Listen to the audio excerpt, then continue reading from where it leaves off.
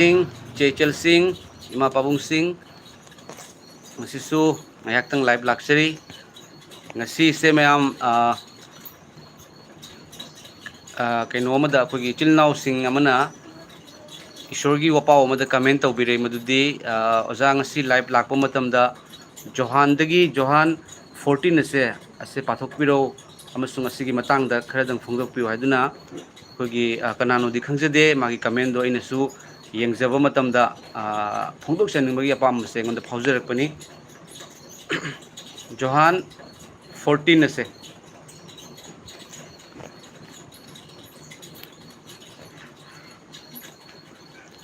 mayamna live ta lakpiraga di comment tawbiro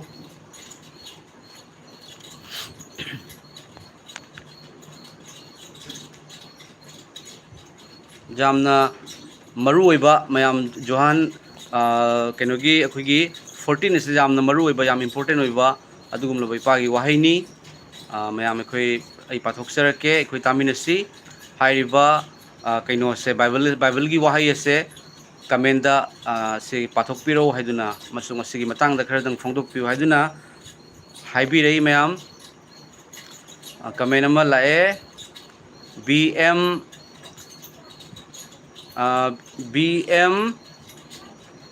Rabia Shani haiba bro nungairibo haiduna haibirei nungaijeri ipa Jesu Kristana nungaina thambiri haijabatai aduga sister di kamai tawbirige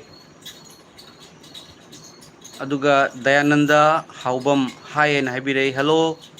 maming su khara manai ojagaiga aigina Dayanand haiba ojagina Dayananda do mina di aise Dayananda haina dum haini ngasi mayam bible gi wahi se ngonda comment tawbirakpani ishor gi afaba wapaw dagi yengbiraba matung de chilinaw amana amasung aina su hairiba bible gi wahi se pathok sening bagi apam se phawjere mayam jisuna sebok sing themjinba haina yawi jisuna sebok sing themjinba asigi matang se mayam yengbiwi pathok serake nekhoi gi thamoi langtak na hanganu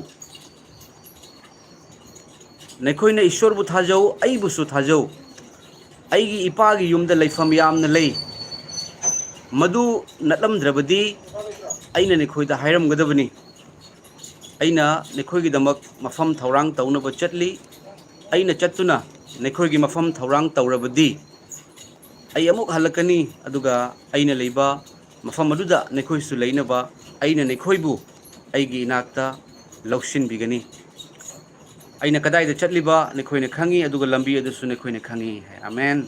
asigi bible gi wahai sini mayam ngasi chilnaw amana pathokpiro amasung khara phongdokpiro hairibase ai phongdok sarake BM Rabia Shani haibako nungai jeri haiduna haibirei thagachari nekhoi gi thamoi langtak na hanganu haiduna mayam ahanbada phongdokpire yengbiu nekhoi gi thamoi langtak na hanganu haibadi langtak na hanba haibase ekhoi isana isa se langtak na hanjaba yai ko isana isa se langtak na hanjaba jai karigumba ama urakpa matamda karigumba akhoi gi problem bo eragasu karigumba ma lakpa matamda pangkhanta khanjanba khanjallaga kisanba khanjallaga wasanba asini haise nekhoi gi thamoi langtak na hanganu haibase aduga comment amasu pathokserake Robertson Wairokpam good evening oza haiduna haibire good evening oza busu Jesugi mingda kai khumnajari nekhoi gi thamoi langtak na hanganu yengbiriba chilnaw Chechel Sing yengbirakadoриba sing adomdani ko mashairiba wahai asi pa Jesuna phongdokpibani adomda haiduna adom tabiu khanbiu ngasi se ai live se ai thararoi sira haiduna khanjarambani adubu aigi thamoi da phawjarakpadagi amasung ipana live se thahaningbagi apam se ngonda phawjarei chilnaw Chechel kaya na ishorgi wahai se khorang joba ishorgi wahai tajaningba adugagi di yengbiraba matungda ishordagi miracle ishordagi healing ishordagi oiba pangal do nungtigi ishorna phongdok haningba ishorna domda piningi maramaduna ipana phongdok hanbibani mathangi comment se abungcha Bariam pastor pray for me haiduna haibirei soidana haijage punamki damakta pray tawjari adongi damakta su adongi family gi damakta su aduga live asigi loram daida imam punamki damakta pray tawjarake supchil laga tawjarake aduni mayam nauna lakpiba sing yengbiu Johan chapter 14 ado adom khutta bible kagumba leibiba yumda leibiba taragadi hangdokpiu Johan 14 gi verse 1 dagi horaga verse 4 sibhaw dai khoi mayam ngaktang nei naminase adom gi khutta bible leibiba taragadi adom hangdokpiu Johan New Testament Johan 14 verse 1 to 4 se asigi ahan basida hairi basene khoi gi thamoi langtak na hanganu haibase nekhoi gi thamoi langtak na hanganu yengbiri bachil na oiche chelima pabung sing nekhoi gi thamoi langtak na hanganu karigumba makhal amatan langtak na hanganu amasung langtak na ba punamak Jesu Kristana langtak na ba punamak Jesu Kristana loikhrabani langtak na ba punamak langtak nagada ba punamak phatta ba punamak aki ba punamak awa ba punamak ikoina nagada ba juphau na Jesu Kristana loikhrabani hallelujah maramaduna adom gi thamoi langtak na hanganu haiduna ipa Jesu Kristana phongdokpiri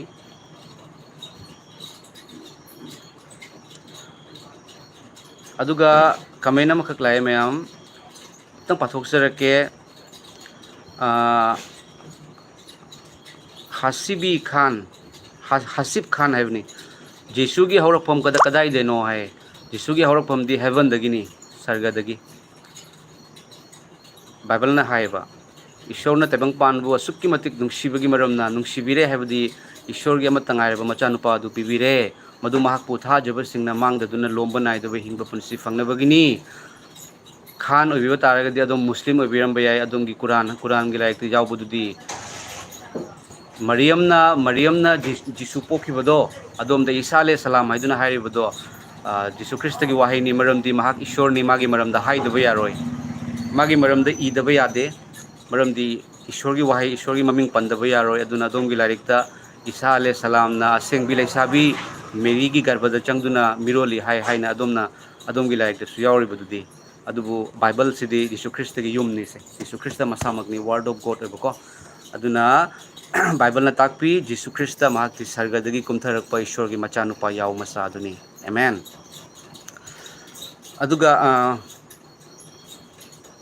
aduga kamena masu lae mayam Lina twice haibako oza mi hatpase norok chatli hai yaningbra hai norokta chatpase oza Bible gi matungina pap hairibase Hindi gi maroni English tana sin haibani ko maitei rondana tawhidaba thabak ekhoina norok haibase sarga leibagi maramna norok leibani ko akhoigi ani leibani awangba anemba angouba amuba achumba aranba adugumna hairiba sarga hairiba mafam heaven hairiba mafam sidi Ishor gi yumne hairiba mafam du Ishorna phambal oina phambi hairiba mafam du aduga Ishor haibase asengbani Ishor aina hairibase Ishwar hairiba God hairiba laisembi mapu mahak asengbani asengba haibase amangbana changba ngamde amangba haibasidi Satan hairibado Bible gi maronda hairagana diabol hairibado mahakado madi minambani amasung minambagi mapani hai maramaduna hairiba diabol aduna pap ki thabak tawhalli aduga pap siga Ishor ga leminaba yadaba amambaga anganbaga leminaba yadabagum Ishor di holy oiba mayam holy asengba hairiba mafamduda pap ki thabak tawragadi ekoi sargada kaba ngamde maramaduna pap ki thabak se kari no haibasisu holy Bible na tai aliba walep na bada 10 commandment haina yawe ko 10 commandment do mayam ai loram dai da pathok sarake amasung 10 commandment gi manung da mi hat loi dobani mi hat pana awa batai haibdu yawe ko aduna mayam mi hat pa haibase Ishor gi aning manate mi kanbi base Ishor gi aning mani maramdi Ishorna yam nuksina haibibadi mioi ba haibase semakpa matamda Ishorna thawai khoina thawai leibagi maramna khoi hakchang se lengi bani khoi gi thawai se Ishor gi masamakki mahakna khoi gi magi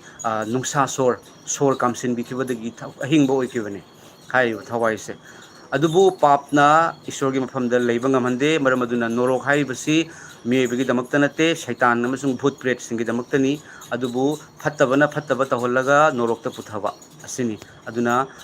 kaidongaida adom mi hatpa haibasibu tabadasu nuaite ko mi hatpa akoina mi amabu hingan bangamde thawai su hapangamde ꯀꯣ ꯍꯤꯡꯍꯟꯕ ꯉꯝꯗ꯭ꯔꯒꯗꯤ ꯍꯥꯠꯇꯣꯛꯄꯒꯤꯁꯨ ꯑꯩꯈꯣꯏꯗ right ꯂꯩꯇꯦ ꯍꯥꯏꯗꯨꯅ ꯍꯥꯏꯖꯒꯦ ꯀꯃꯦꯟ ꯌꯥꯝ ꯂꯥꯛꯄꯤꯔꯝꯃꯦ ꯑꯗꯨꯒ ꯑꯗꯨꯒ ꯃꯌꯥꯝ ꯅꯥꯎꯕꯣꯏ ꯅꯤꯡꯊꯧꯖꯝ ꯑꯣꯖꯥ ꯄ꯭ꯔꯦꯁ ꯗ ꯂꯣꯔꯠ ꯍꯥꯏꯕꯤꯔꯛꯏ ꯄ꯭ꯔꯦꯁ ꯗ ꯂꯣꯔꯠ ꯂꯃꯥꯂꯨ ꯃꯔꯤꯡꯃꯩ ꯑꯣꯖꯥ ꯑꯃꯦꯟ ꯑꯗꯨꯒꯒꯤꯗꯤ ꯏꯁꯇꯣꯏꯛ 89 ꯍꯥꯏꯕ ꯆꯔꯆ ꯀꯥꯕ ꯕꯥꯏꯕꯜ ꯄꯥꯕ ꯀꯨꯀꯤꯅ ꯐꯠꯇꯕ ꯑꯁꯨꯛ ꯌꯥꯝ ꯇꯧꯔꯤꯕꯁꯦ ꯀꯃꯥꯏ ꯇꯧꯔꯤꯕ ꯍꯥꯏ ꯑꯣꯖꯥ ꯍꯥꯏꯗꯣꯛꯆꯔꯛꯀꯦ ꯑꯩꯅ ꯑꯗꯨꯝ ꯇꯥꯖꯕ ꯃꯇꯝꯗ ꯑꯩꯈꯣꯏꯒꯤ ꯖꯤꯁꯨ ꯈ꯭ꯔꯤꯁꯇ ꯃꯈꯣꯏꯅ ꯂꯧꯁꯤꯟꯈꯤꯕꯁꯦ ꯃꯈꯣꯏꯒꯤ ꯍꯥꯏꯗꯤ ꯅꯤꯡꯊꯧꯒꯤ ꯍꯥꯏꯗꯤ ꯂꯤꯗꯔꯅꯀꯣ ꯂꯤꯗꯔ ꯍꯥꯏꯖꯕ ꯇꯥꯏ ꯉꯁꯤꯗꯒꯤꯗꯤ ꯈ꯭ꯔꯤꯁꯇꯦꯟ ꯑꯣꯏꯔꯦ ꯍꯥꯏꯔꯒ ꯄꯨꯝꯅꯃꯛ ꯖꯧ ꯂꯥꯎꯅ ꯑꯣꯏꯈꯤꯕ ꯉꯁꯤꯗꯒꯤꯗꯤ ꯑꯩꯈꯣꯏ ꯈ꯭ꯔꯤꯁꯇꯦꯟ ꯑꯣꯜꯂꯦ ꯍꯥꯏꯔꯒ ꯖꯧ ꯂꯥꯎꯅ ꯑꯣꯟꯈꯤꯕ ꯑꯗꯨꯕꯨ ꯕꯥꯏꯕꯜꯅ ꯍꯥꯏ ꯅꯧꯅ ꯄꯣꯛꯄ ꯀꯅꯥꯒꯨꯝꯕ ꯑꯃꯅ ꯅꯧꯅ ꯄꯣꯛꯇ꯭ꯔꯒꯗꯤ ꯃꯍꯥꯛꯅ ꯏꯁꯣꯔꯒꯤ ꯂꯩꯕꯥꯛꯇ ꯆꯪꯕ ꯉꯝꯗꯦ ꯅꯧꯅ ꯄꯣꯛꯄ ꯃꯊꯧ ꯇꯥꯏ ꯍꯥꯏꯕꯗꯤ ꯑꯩꯁꯦ ꯀꯔꯤꯒꯤꯗꯃꯛꯇ ꯑꯩ ꯖꯤꯁꯨ ꯅꯤꯡꯉꯤꯕꯅꯣ ꯑꯩꯁꯦ ꯀꯔꯤꯒꯤꯗꯃꯛꯇ ꯖꯤꯁꯨ ꯈꯨꯔꯝꯒꯗꯧꯕꯅꯣ ꯍꯥꯏꯕꯁꯤ ꯌꯥꯝꯅ ꯃꯊꯧ ꯇꯥꯏꯗ ꯈꯪꯕꯒꯤ ꯑꯗꯨ ꯅꯠꯇꯕꯗ ꯃꯤꯅ ꯇꯧꯅꯩ ꯍꯥꯏꯅ ꯇꯧꯔꯒꯗꯤ ꯌꯥꯗꯦ ꯕꯥꯏꯕꯜꯅ ꯍꯥꯏ ꯑꯩꯉꯣꯟꯗ ꯄ꯭ꯔꯚꯨ ꯄ꯭ꯔꯚꯨ ꯀꯧꯕ ꯄꯨꯝꯅꯃꯛ ꯁꯔꯒꯗ ꯆꯪꯉꯣꯏ ꯁꯔꯒꯗ ꯆꯠꯂꯣꯏ ꯅꯣꯔꯣꯛꯇ ꯆꯠꯀꯅꯤ ꯑꯩꯉꯣꯟꯗ ꯄ꯭ꯔꯚꯨ ꯄ꯭ꯔꯚꯨ ꯀꯧꯕ ꯄꯨꯝꯅꯃꯛ ꯁꯔꯒꯗ ꯆꯠꯂꯣꯏ ꯑꯗꯨꯕꯨ ꯁꯔꯒꯗ ꯂꯩꯕ ꯏꯄꯥꯒꯤ ꯑꯅꯤꯡꯕ ꯇꯧꯕ ꯃꯍꯥꯛꯅ ꯆꯪꯒꯅꯤ ꯍꯥꯏ ꯁꯔꯒꯗ ꯂꯩꯕ ꯏꯄꯥꯒꯤ ꯑꯅꯤꯡꯕꯗꯤ ꯅꯨꯡꯁꯤꯕ ꯀꯣꯛꯄꯤꯕ ꯆꯥꯟꯕꯤꯕ ꯃꯇꯦꯡ ꯄꯥꯡꯕꯤꯕ ꯑꯁꯤꯅꯤ ꯑꯣꯖꯥ ꯑꯗꯨꯅ ꯍꯥꯏꯖꯒꯦ ꯑꯗꯨꯒ ꯃꯈꯣꯏꯅ ꯐꯠꯇꯕ ꯇꯧꯕꯗꯨꯗꯤ ꯍꯣꯏ ꯃꯈꯣꯏꯒꯤ ꯃꯔꯛꯇꯁꯨ ꯑꯐꯕ ꯃꯌꯥꯝ ꯑꯃ ꯌꯥꯎꯔꯝꯕ ꯌꯥꯏꯀꯣ ꯑꯗꯨꯒ ꯑꯩꯗꯤ ꯀꯌꯥ ꯃꯈꯣꯏꯒꯁꯨ ꯋꯥꯔꯤ ꯁꯥꯟꯅꯖꯗꯦ ꯑꯩꯒꯤ ꯈꯪꯅꯖꯕꯁꯨ ꯑꯃꯠꯇ ꯂꯩꯖꯗꯦ ꯑꯗꯨꯒ ꯑꯩ ꯍꯟꯗꯛꯀꯤ ꯃꯇꯥꯡꯁꯤꯒꯗꯤ ꯑꯩꯒꯤ ꯊꯃꯣꯏꯗꯁꯨ ꯌꯥꯅꯤꯡꯗꯕ ꯀꯌꯥ ꯑꯃ ꯐꯥꯎꯏ ꯑꯃꯁꯨꯡ ꯑꯩ ꯌꯥꯅꯤꯡꯗꯕ ꯀꯌꯥ ꯑꯃ ꯅꯠꯇꯦ ꯑꯣꯖꯥ ꯌꯥꯗꯦ ꯃꯈꯣꯏꯅ ꯇꯧꯔꯤꯕꯗꯣ ꯃꯈꯣꯏꯅ ꯈꯨꯠꯂꯥꯏ ꯄꯥꯏꯔꯒ ꯃꯤ ꯍꯥꯠꯂꯤꯕ ꯑꯗꯨ ꯁꯩꯇꯥꯟꯒꯤ ꯊꯕꯛꯅꯤ ꯑꯗꯨꯒꯤꯗꯣ ꯅꯣꯔꯣꯛꯀꯤ ꯂꯝꯕꯤꯅꯤ ꯃꯤ ꯍꯥꯠꯂꯤꯕꯗꯣ ꯃꯤꯆꯝ ꯍꯥꯠꯂꯤꯕꯗꯣ ꯅꯣꯡꯃꯩ ꯄꯥꯏꯔꯤꯕꯗꯣ ꯃꯈꯣꯏꯅ ꯃꯤꯒꯤ ꯂꯝꯗ ꯑꯩꯒꯤ ꯂꯝꯅꯤ ꯍꯥꯏꯔꯛꯄ ꯇꯥꯔꯒꯗꯤ ꯃꯗꯣ ꯏꯁꯣꯔꯒꯤ ꯑꯁꯥꯎꯕꯅꯤ ꯑꯣꯖꯥ ꯃꯥꯅ ꯐꯅ ꯈ꯭ꯔꯤꯁꯇꯦꯟ ꯀꯧꯔꯒꯁꯨ ꯖꯤꯁꯨꯅ ꯌꯥꯔꯣꯏ ꯃꯔꯝꯗꯤ ꯖꯤꯁꯨꯗꯤ ꯑꯣꯖꯥꯒꯤꯁꯨꯅꯤ ꯊꯥꯖꯗꯕꯁꯤꯡꯒꯤꯁꯨꯅꯤ ꯃꯔꯝꯗꯤ ꯕꯥꯏꯕꯜꯅ ꯍꯥꯏ ꯃꯍꯥꯛꯅ ꯁꯤꯕꯁꯦ ꯃꯤꯑꯣꯏꯕ ꯄꯨꯝꯅꯃꯛꯀꯤꯅꯤ ꯑꯗꯨꯒ ꯍꯤꯡꯒꯠꯄꯁꯦ ꯃꯥꯕꯨ ꯊꯥꯖꯕꯁꯤꯡꯕꯨ ꯙꯔꯃ ꯆꯦꯟꯕ ꯑꯣꯏꯍꯟꯅꯕꯒꯤꯅꯤ ꯍꯥꯏꯗꯨꯅ ꯑꯣꯖꯥꯀꯣ ꯑꯗꯨꯅ ꯃꯈꯣꯏꯒꯤ ꯃꯔꯝꯗ ꯃꯔꯝꯗꯤ ꯕꯥꯏꯕꯜꯅ ꯃꯈꯣꯏꯒꯤ ꯑꯗꯨꯒꯨꯝꯕꯁꯤꯡꯗꯨꯒ ꯂꯥꯞꯊꯣꯛꯅ ꯂꯩꯌꯨ ꯍꯥꯏ ꯑꯗꯨꯒꯨꯝꯕ ꯄ꯭ꯔꯚꯨ ꯄ꯭ꯔꯚꯨ ꯀꯧꯔꯒ ꯃꯤ ꯍꯥꯠꯂꯛꯄ ꯇꯥꯔꯒꯗꯤ ꯈꯪꯗꯣꯛꯑꯣ ꯃꯗꯨ ꯀꯅꯥꯅꯣ ꯀꯔꯤꯅꯣ ꯑꯗꯨꯒ ꯃꯈꯣꯏꯗ ꯍꯥꯏꯌꯨ ꯕꯨꯖꯥꯌꯨ ꯃꯈꯣꯏꯅ ꯂꯧꯗꯕ ꯇꯥꯔꯒꯗꯤ ꯃꯈꯣꯏꯒ ꯁꯝꯅꯔꯨꯅꯨ ꯍꯥꯏꯅ ꯍꯥꯏ ꯑꯣꯖꯥ ꯑꯗꯨꯅ ꯀꯩꯅꯣ ꯑꯩ ꯀꯌꯥ ꯑꯩꯉꯣꯟꯗ ꯑꯩ ꯈꯪꯅꯖꯕꯁꯨ ꯂꯩꯖꯗꯦ ꯑꯗꯨꯒ ꯈꯪꯅꯕꯁꯨ ꯑꯩ ꯄꯥꯝꯖꯗꯦ ꯍꯥꯏꯗꯨꯅ ꯍꯥꯏꯖꯒꯦ ꯑꯗꯨꯒ ꯄꯨꯝꯅꯃꯛꯇꯤ ꯑꯣꯏꯔꯝꯗꯧ ꯃꯥꯟꯗꯦ ꯃꯈꯣꯏꯒꯤ ꯃꯔꯛꯇꯁꯨ ꯑꯐꯕ ꯃꯌꯥꯝ ꯑꯃ ꯌꯥꯎꯔꯝꯕ ꯌꯥꯏ ꯑꯗꯨꯕꯨ ꯑꯐꯕ ꯌꯥꯎꯔꯒꯁꯨ ꯐꯠꯇꯦ ꯇꯧꯅꯨꯍꯦ ꯍꯥꯏꯕꯁꯤ ꯌꯥꯝꯅ ꯃꯔꯨꯅꯤ ꯃꯔꯝꯗꯤ ꯑꯩꯅ ꯉꯥ ꯊꯣꯡꯕ ꯆꯥꯔꯒ ꯑꯇꯩꯁꯤꯡꯗ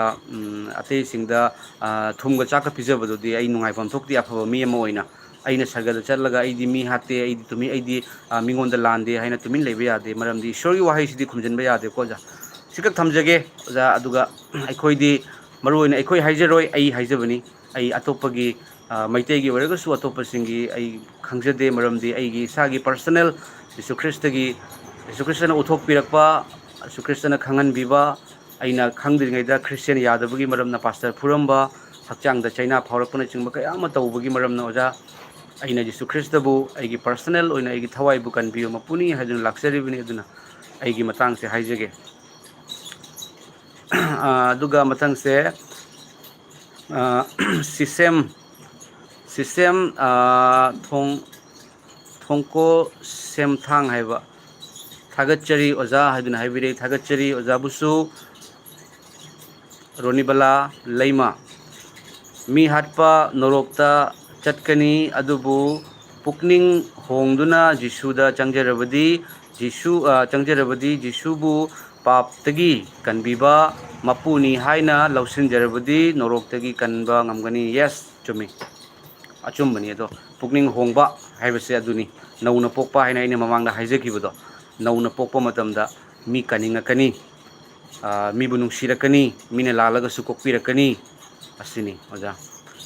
ꯄꯨꯛꯅꯤꯡ ꯍꯣꯡꯕꯁꯤ ꯈ꯭ꯋꯥꯏꯗꯒꯤ ꯃꯔꯨꯅꯤ ꯏꯁꯥꯒꯤ ꯏꯔꯥꯜ ꯌꯥꯖꯕ ꯑꯗꯨꯒ ꯃꯌꯥꯝꯗ ꯀꯔꯤꯒꯨꯝꯕ ꯍꯥꯏꯖꯒꯦꯀꯣ ꯍꯟꯗꯛꯀꯤ ꯂꯥꯟꯒꯤ ꯃꯇꯥꯡꯗ ꯑꯩꯅ ꯃꯈꯣꯏꯒꯤ ꯃꯑꯣꯡ ꯎꯔꯛꯄ ꯃꯇꯝꯗ ꯑꯩꯗꯤ ꯁꯦꯝꯃꯦꯕꯀꯣ ꯏꯄꯥꯅ ꯁꯦꯝꯃꯨ ꯑꯁꯤꯒꯨꯝꯕꯁꯤꯡꯁꯤꯒꯤ ꯃꯇꯥꯡꯗ ꯁꯦꯝꯃꯨ ꯍꯥꯏꯅ ꯑꯩ ꯁꯦꯝꯕ ꯃꯇꯝꯁꯤꯗ ꯀꯃꯦꯟꯇ ꯄꯥꯖꯕ ꯃꯇꯝꯗ ꯃꯌꯥꯝ ꯀꯅꯥꯅꯣꯗꯤ ꯈꯪꯖꯗꯦ ꯃꯈꯣꯏꯒꯤ ꯃꯤꯁꯤꯡꯔꯥ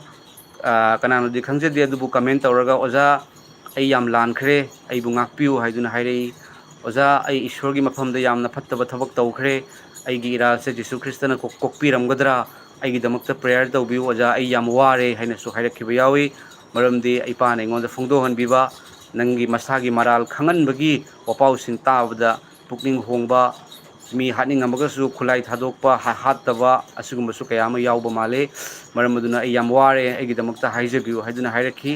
ꯑꯃꯁꯨꯡ ꯃꯗꯨ ꯄꯨꯛꯅꯤꯡ ꯍꯣꯡꯕꯅꯤ ꯑꯃꯁꯨꯡ ꯑꯩꯅ ꯃꯍꯥꯛꯀꯤ ꯃꯤꯁꯛꯇꯨꯒꯤꯗꯃꯛꯇ ꯑꯩꯅ ꯄ꯭ꯔꯦꯌꯔ ꯇꯧꯖꯈꯤ ꯀꯅꯥꯅꯣ ꯍꯥꯏꯕꯗꯤ ꯈꯪꯖꯗꯦꯀꯣ ꯑꯣꯖꯥ ꯑꯦꯜ ꯕ꯭ꯔꯣꯖꯦꯟ ꯁꯤꯡ ꯊꯝꯁ ꯑꯞ ꯇꯧꯕꯤꯔꯛꯏ ꯊꯥꯒꯠꯆꯔꯤ ꯑꯗꯨꯒ ꯂꯤꯅꯥ ꯇꯨꯏꯁ ꯑꯣꯖꯥ ꯑꯩꯅ ꯍꯪꯖꯕꯗꯤ ꯅꯧꯅ ꯄꯣꯛꯈ꯭ꯔꯕ ꯃꯤ ꯑꯃꯅ ꯃꯤ ꯍꯥꯠꯂꯕꯗꯤ ꯑꯣꯖꯥ ꯃꯤ ꯍꯥꯠꯄꯗꯣ ꯅꯧꯅ ꯄꯣꯛꯑꯔꯣꯏꯌꯦ ꯅꯧꯅ ꯄꯣꯛꯑꯒ ꯃꯤ ꯍꯥꯠꯄ ꯌꯥꯗꯦ ꯅꯧꯅ ꯖꯤꯁꯨꯅ ꯃꯤ ꯍꯥꯠꯄ꯭ꯔꯥ ꯃꯥ ꯑꯣꯏꯅ ꯁꯤꯈꯤꯗꯅ ꯃꯥ ꯁꯤꯈꯤꯅꯤ ꯑꯗꯨꯕꯨ ꯃꯥ ꯃꯤ ꯍꯥꯠꯂꯣꯏ ꯅꯧꯅ ꯄꯣꯛꯑꯒ ꯃꯤ ꯍꯥꯠꯄ ꯍꯥꯏꯕꯗꯤ ꯃꯤ ꯍꯥꯠꯀꯦ ꯍꯥꯏꯅ ꯈꯜꯂꯛꯏꯗꯣ ꯃꯥ ꯅꯧꯅ ꯄꯣꯛꯇꯅ ꯇꯧꯔꯤꯅꯤ ꯅꯧꯅ ꯄꯣꯛꯄ ꯑꯃꯅ ꯃꯤ ꯀꯩꯗꯧꯉꯩꯗ ꯍꯥꯠꯀꯦ ꯍꯥꯏꯅ ꯈꯜꯂꯣꯏ ꯐꯠꯇꯕ ꯑꯃ ꯎꯕ ꯃꯇꯝꯗ ꯇꯥꯟꯊꯣꯛꯅꯕꯒꯤ ꯍꯣꯠꯅꯅꯤ ꯐꯠꯇꯕꯗꯣ ꯂꯣꯏꯊꯣꯛꯅꯕꯒꯤ ꯍꯣꯠꯅꯔꯣꯏꯕ ꯑꯗꯨꯕꯨ ꯐꯠꯇꯕ ꯍꯥꯏꯕꯅꯤꯀꯣ ꯃꯤꯗꯤ ꯐꯠꯇꯕ ꯅꯠꯇꯦ ꯃꯔꯝꯗꯤ ꯅꯧꯅ ꯄꯣꯛꯄ ꯃꯇꯝꯗ ꯖꯤꯁꯨꯅ ꯁꯤꯈꯤꯕꯗꯨꯗꯤ ꯃꯤ ꯄꯨꯝꯅꯃꯛꯀꯤꯗꯃꯛꯇ ꯁꯤꯔꯤꯕꯗꯨꯗꯤ ꯊꯥꯖꯗꯕ ꯃꯥꯕꯨ ꯇꯥꯅ ꯊꯤꯟꯕ ꯑꯗꯨꯒꯤꯗꯃꯛꯇꯁꯨ ꯍꯥꯏꯖꯔꯤꯗꯨꯗꯤ ꯖꯤꯁꯨꯅ ꯖꯤꯁꯨ ꯈ꯭ꯔꯤꯁꯇꯒꯤ ꯃꯈꯨꯠꯇ ꯃꯈꯣꯡꯗ ꯌꯣꯠꯄꯤ ꯊꯥꯔꯛꯄꯗ ꯖꯤꯁꯨꯅ ꯍꯥꯠꯇꯣꯛꯎ ꯏꯄꯥ ꯍꯥꯏꯅ ꯍꯥꯏꯕ꯭ꯔꯅꯦ ꯍꯥꯏꯗꯦꯗꯅ ꯏꯄꯥ ꯃꯈꯣꯏꯒꯤ ꯃꯔꯥꯜ ꯀꯣꯛꯄꯤꯌꯨ ꯃꯈꯣꯏꯅ ꯈꯪꯖꯗꯕꯒꯤ ꯇꯧꯕꯅꯤ ꯍꯥꯏꯕꯗꯣ ꯅꯧꯅ ꯄꯣꯛꯑꯒꯗꯤ ꯑꯗꯨ ꯍꯥꯏꯔꯛꯇꯣꯏꯕ ꯃꯤ ꯍꯥꯠꯂꯔꯣꯏ ꯑꯗꯨꯝ ꯈꯪꯕꯤꯌꯨꯀꯣ ꯑꯩꯅ ꯍꯥꯏꯖꯔꯤꯕꯁꯤ ꯅꯧꯅ ꯄꯣꯛꯇ꯭ꯔꯤ ꯃꯥ ꯃꯤ ꯍꯥꯠꯀꯦꯅ ꯈꯜꯂꯗꯤ ꯃꯥ ꯅꯧꯅ ꯄꯣꯛꯇꯦ ꯑꯗꯨꯒ ꯍꯁꯤꯞ ꯈꯥꯟ ꯄꯦꯂꯦꯁꯇꯥꯏꯟꯗ ꯑꯣꯠꯄ ꯅꯩꯕꯁꯤ ꯈ꯭ꯔꯤꯁꯇꯦꯟ ꯀꯟꯇ꯭ꯔꯤꯁꯤꯡꯅ ꯃꯇꯦꯡ ꯏꯖ꯭ꯔꯥꯏꯜꯗ ꯄꯥꯡꯉꯤꯁꯤ ꯌꯥꯕ꯭ꯔꯣ ꯍꯥꯏ ꯈ꯭ꯔꯤꯁꯇꯦꯟ ꯑꯗꯨꯒꯤ ꯃꯇꯥꯡꯗꯗꯤ ꯑꯩ ꯀꯌꯥ ꯈꯪꯖꯗꯦ ꯑꯗꯨꯕꯨ ꯃꯇꯦꯡ ꯄꯥꯡꯕ ꯐꯠꯇꯕꯗ ꯃꯇꯦꯡ ꯄꯥꯡꯕꯗꯨꯗꯤ ꯃꯈꯣꯏꯁꯨ ꯐꯠꯇꯦ ꯐꯠꯇꯕꯗꯨꯗꯤ ꯐꯠꯇꯦ ꯍꯥꯏꯅ ꯑꯩ ꯍꯥꯏꯒꯅꯤ ꯃꯤ ꯍꯥꯠꯅꯕꯒꯤꯗꯃꯛꯇ ꯃꯇꯦꯡ ꯄꯥꯡꯕ ꯏꯁꯣꯔꯅ ꯌꯥꯗꯦ ꯐꯅ ꯐꯠꯇꯕ ꯌꯦꯛꯅꯕ ꯑꯣꯏꯔꯒꯁꯨ ꯃꯇꯦꯡ ꯄꯥꯡꯒꯗꯕꯅꯤ ꯃꯔꯝ ꯑꯗꯨꯅ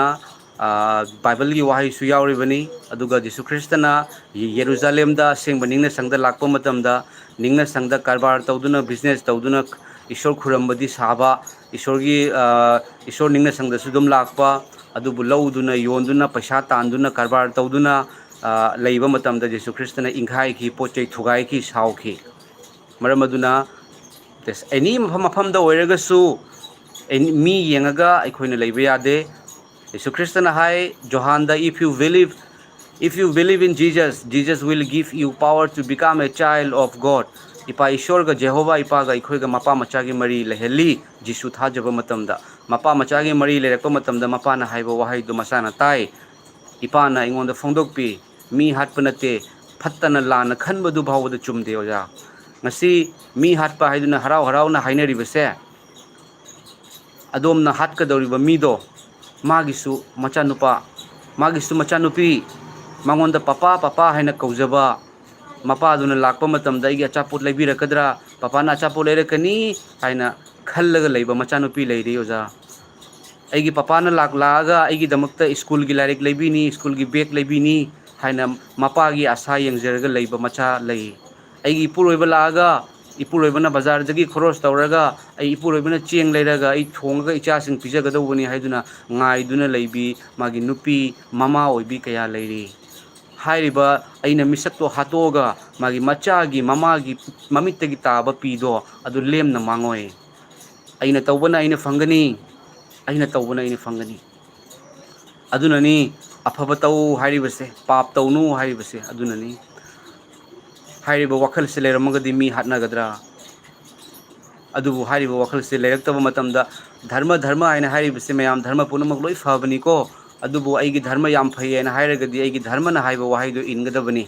ꯑꯗꯨꯕꯨ ꯙꯔꯃ ꯑꯃꯠꯇꯅ ꯃꯤ ꯍꯥꯠꯂꯨ ꯍꯥꯏꯅ ꯍꯥꯏꯗꯕꯅꯤ ꯃꯤ ꯍꯥꯠꯂꯨ ꯍꯥꯏꯕ ꯙꯔꯃꯁꯦ ꯑꯃꯠꯇ ꯌꯥꯎꯗꯕꯅꯤꯀꯣ ꯋꯥꯔꯜꯗ ꯀꯔꯤꯒꯤꯗꯃꯛꯇꯅꯣ ꯃꯤ ꯍꯥꯠꯂꯤꯕꯁꯦ ꯌꯥꯔꯛꯇꯕꯒꯤ ꯅꯠꯇ꯭ꯔꯥ ꯈꯥꯡꯕ ꯉꯝꯃꯛꯇꯕꯗꯒꯤ ꯑꯁꯥꯎꯕ ꯀꯟꯇ꯭ꯔꯣꯜ ꯇꯧꯕ ꯉꯝꯃꯛꯇꯕꯗꯒꯤ ꯃꯤ ꯍꯥꯠꯄꯅꯦꯕ ꯀꯟꯇ꯭ꯔꯣꯜ ꯇꯧꯕ ꯉꯝꯗꯕ ꯃꯤꯉꯣꯟꯗꯒꯁꯨꯅꯤ ꯍꯥꯏꯔꯤꯁꯦ ꯃꯤ ꯍꯥꯠꯀꯅꯨ ꯍꯥꯏꯔꯤꯁꯦ मरमदी ईश्वरना अखोइबु सेंबीरगा अखोइना ईश्वरगी खुसेम मियोइबबु हातोकपा याबगी अखोइगी इतिक करी लेबगी अइना मी अमबु नोंमैना कापदना बोमना कापदना हातोखरनी हयेंग ईश्वरनसु नोरोकता थादबा तारगदी ताइबंग पानबददी मी अमा सीबगा ngaiyak waramaga सीखरे अदुबु नोरोक हाइरिबा मफमदो धर्म पुनमगसु हाइबनी ओजासिंग जेहन्नुम हाइबा मुस्लिमदना अदुगदी खमनुंग लेबाक हाइनसु मैतेलोंदा हाइ अदुगदी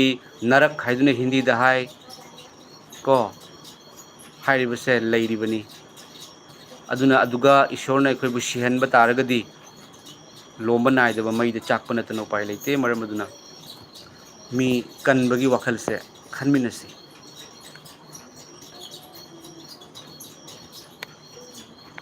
अदुगा तिना ट्विस्ट ना स्माय हाइबिरे ओजा मी हाट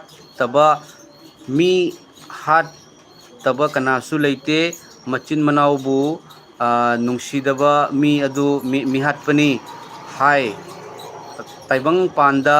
लेरिबा मी खुदिंगमक इचिलिनाव ngakतनी अदुना मी अमबु नुंसी दबदो मी हाटपनी होय चुमी मसे बाइबल की वाहिनी मचिन मनावबु नुंसीदबा महाकदो मी हाटपनी हाइदुना अदुबु नुंसी होजिकी मतम सिदी असिगी वाहिसे असिदगी याम हेले हेंद्र मयाम मचिन मनावबु नुंसीदबा सिदी करिसु नत्रेबा अखोइना एदगी जेट फाव पारकपा मतमदा मचिन मनाव नुंसीदबा हाइबसिदी ए तारे नत्र मयाम मी हाटपा ngतनेबा तौनरिसे मी हाटपा ngamibaduga नचिन नाव यंगथिनरगदी अदुसु मी हाटपनी हाइरदि मा ज्ञान ताररोय मी हाटपदुबावदा मादि फत्ते हाइ खंदे मी हाटपदुबाव मादि फत्ते हाइ खंदे असिनी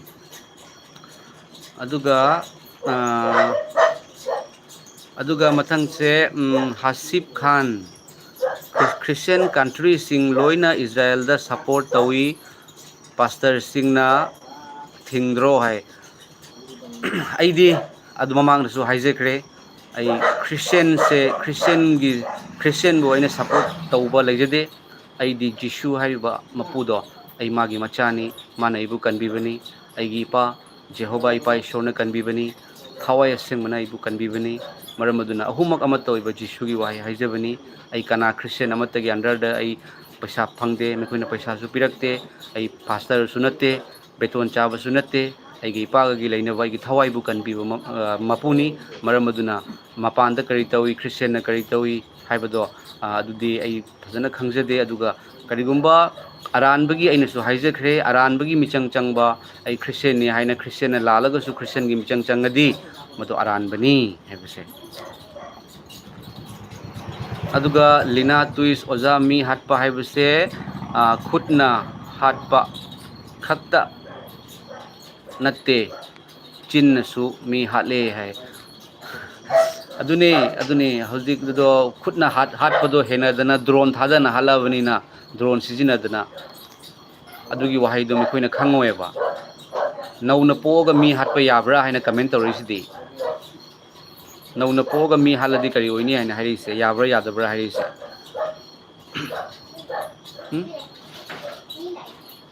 नया मलित्रा फरे गनो सुन चलो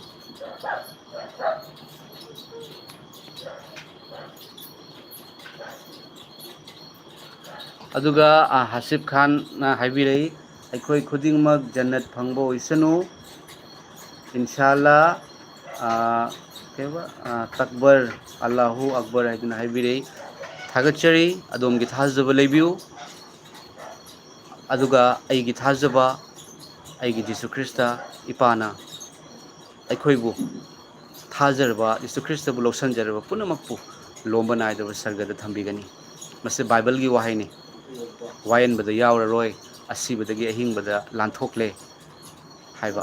जिसु ख्रिस्ताबु थाजबा महाक अदो मरमदी वायनबगी दमकता महाक अमुक लाकदौबनी हाइबसी हासिफ खान अदोमगी कुरान की लाइरिकतसु कयामत की मतमदा इसाले सलामना अमुक वायनबगी लाकनी हाइबसे यावबनीको वायनब लाकदौरिसे अतै अमत लाक्तरगा महाकना लाक्तोरिसे ही इज लिविंग गॉड हाइना ताकपनी महाक अहिंग ईश्वरनी अमसुंग वायनबगी दमकता लाकदौरिसे ꯃꯄꯨꯅꯤ ꯃꯍꯥꯛꯁꯦ praise the Lord ꯊꯥꯒꯠꯆꯔꯤ ꯑꯗꯣꯝꯒꯤ ꯀꯃꯦꯟ ꯇꯧꯕꯤꯔꯛꯄꯒꯤꯗꯃꯛꯇ ꯊꯥꯒꯠꯆꯔꯤ ꯑꯗꯨꯒ ꯌꯤꯁꯨ ꯈ꯭ꯔꯤꯁꯇꯅ ꯀꯟꯕꯤꯌꯨ ꯃꯄꯨꯅ ꯑꯗꯣꯝꯕꯨ ꯀꯟꯕꯤꯕ ꯑꯣꯏꯁꯅꯨ ꯑꯗꯣꯝꯕꯨ ꯁꯔꯒꯗ ꯂꯣꯝꯅꯥꯏꯗꯕ ꯍꯦꯕꯟꯗ ꯊꯝꯕꯤꯕ ꯑꯣꯏꯁꯅꯨ ꯍꯥꯏꯗꯨꯅꯁꯨ ꯏꯄꯥꯗ ꯑꯩꯅ ꯍꯥꯏꯖꯔꯤ ꯑꯗꯨꯒ ꯃꯥꯏꯕꯝ ꯗꯦꯕꯦꯁ ꯑꯣꯖꯥ ꯑꯩꯒꯤ ꯐꯦꯃꯤꯂꯤꯒꯤꯗꯃꯛ ꯄ꯭ꯔꯦꯌꯔ ꯇꯧꯕꯤꯌꯨ ꯍꯥꯏ ꯁꯣꯏꯗꯅ ꯍꯥꯏꯖꯔꯤ ꯑꯣꯖꯥꯒꯤ ꯐꯦꯃꯤꯂꯤ ꯇꯦꯛꯇ ꯀꯥꯏꯗꯅ ꯂꯩꯕ ꯑꯣꯏꯁꯅꯨ ꯅꯥꯎꯕꯣꯏ ꯅꯤꯡꯊꯧꯖꯝ ꯑꯣꯖꯥ ꯑꯩꯒꯤ ꯅꯨꯄꯤꯁꯦ ꯈ꯭ꯋꯥꯡ ꯅꯥꯔꯦ ꯑꯃꯨꯛꯇꯪ ꯄ꯭ꯔꯦꯌꯔ ꯇꯧꯕꯤꯌꯣ ꯍꯥꯏꯕꯀꯣ ꯌꯤꯁꯨ ꯈ꯭ꯔꯤꯁꯇꯒꯤ ꯊꯧꯖꯥꯜꯗꯒꯤ ꯑꯗꯣꯝꯒꯤ ꯈ꯭ꯋꯥꯡ ꯅꯥꯕꯗꯣ ꯌꯤꯁꯨ ꯈ꯭ꯔꯤꯁꯇꯅ ꯂꯧꯊꯣꯛꯄꯤꯕ ꯑꯣꯏꯁꯅꯨ ꯊꯥꯖꯕꯤꯌꯨ ꯌꯤꯁꯨ ꯈ꯭ꯔꯤꯁꯇꯕꯨ ꯊꯥꯒꯠꯄꯤꯌꯨ ꯑꯗꯨꯒ ꯕꯥꯏꯕꯜ ꯇꯠꯇꯅ ꯄꯥꯕꯤꯌꯨ ꯑꯗꯨꯒ ꯑꯩ ꯑꯔꯣꯏꯕꯗ ꯂꯥꯏꯚ ꯑꯁꯤꯒꯤ ꯂꯣꯏꯁꯤꯜꯂꯛꯄ ꯃꯇꯝꯗ ꯑꯩ ꯃꯌꯥꯝ ꯄꯨꯝꯅꯃꯛꯀꯤꯗꯃꯛꯇ ꯄ꯭ꯔꯦꯌꯔ ꯇꯧꯖꯒꯦ ꯑꯗꯨꯒ ꯃꯊꯪꯒꯤ ꯀꯃꯦꯟ ꯑꯁꯦ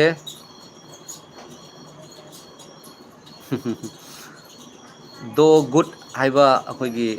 ꯃꯤꯁꯛ ꯑꯁꯤꯅ स्वागत तो करिए हमारा हाइदुना है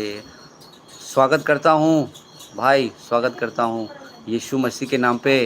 सिर्फ मेरा लाइफ में ही नहीं स्वर्ग में भी जाने के लिए स्वागत करता हूँ स्वर्ग के लिए भी है ना तो स्वर्ग जाने का एक ही टिकट है वो है यीशु मसीह जीसस क्राइस्ट पाप को मिटाने वाला हमारे लिए मरने वाला फिर जी उठने वाला वही है ना तो आप सब काम कीजिए आपका सब काम कीजिए लेकिन सबसे पहले बचाने वाला जीवित रखने वाला खिलाने वाला जो मालिक है उसको याद कीजिए वो एक दिन वो आएगा इस संसार में और हम लोग स्वागत करना ही पड़ेगा जब यीशु मसीह दोबारा आएगा ना तो हम लोग अगर मैं यीशु को पसंद नहीं करता हूँ कि मैं तो क्रिश्चियन नहीं हूँ मैं नफ़रत करता हूँ क्रिश्चियन से बोलने वाला था वो भी स्वागत करेगा और उसी टाइम वो